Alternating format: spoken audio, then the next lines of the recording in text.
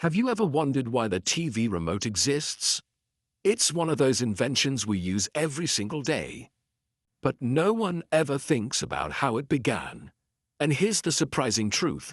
The first TV remote wasn't wireless, it wasn't sleek, and it definitely wasn't convenient. In fact, it was a complete disaster, and people hated it. So, how did this strange, frustrating experiment turn into one of the most essential devices in modern life? Let's uncover how the TV remote was born. Imagine watching TV in the 1940s. There were no remotes, no buttons, no way to flip channels from your couch. If you wanted to change the station, adjust the volume, or fix the picture, you had to get up, walk to the TV, and turn a dial on the front panel. Families would literally fight over who had to get up. Believe it or not, this simple annoyance sparked the whole idea of a remote control. People were already dreaming of a way to control their TV without ever leaving the couch. In 1950, the television company Zenith created the world's first TV remote. Its name was Lazy Bones. But there was one small problem. It wasn't wireless.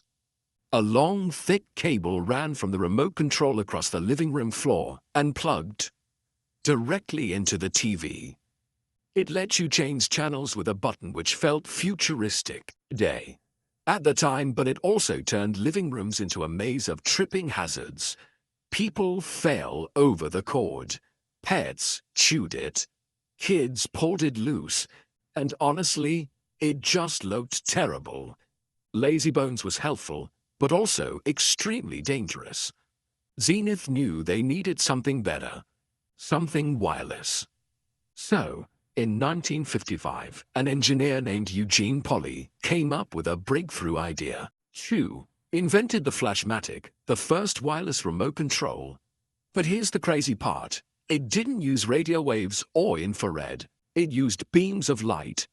You pointed the remote at one of 4 sensors on the TV and fired a beam of light to change the channel or adjust the sound. It was genius, but also a disaster. Because actual sunlight also triggered the sensors. People would wake up in the morning and find their TV changing channels all by itself. Pets walking past windows could activate it. Even reflections from mirrors caused chaos. It was wireless, but it wasn't reliable. Zenith needed one more invention, the one that would finally work. In 1956, engineer Robert Adler created the remote that truly changed everything. It was called the Zenith Space Command. This remote didn't use light, and it didn't use cables. It used ultrasonic sound waves, high-frequency sounds that humans can't hear.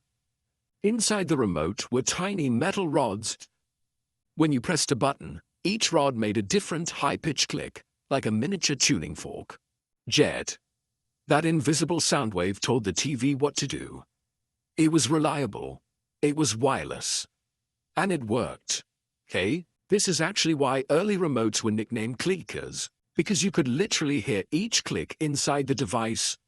For the first time ever, people could control their TV effortlessly from across the room.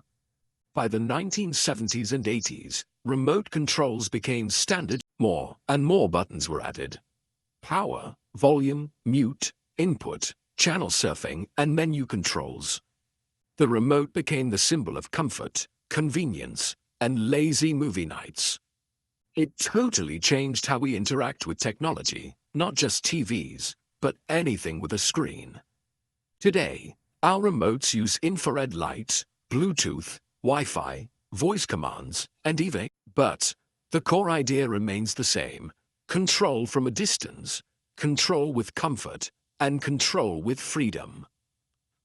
And that is how the TV remote was born. From dangerous wires, to unpredictable light beams, to ultrasonic clickers, and finally, to the modern devices we use every day.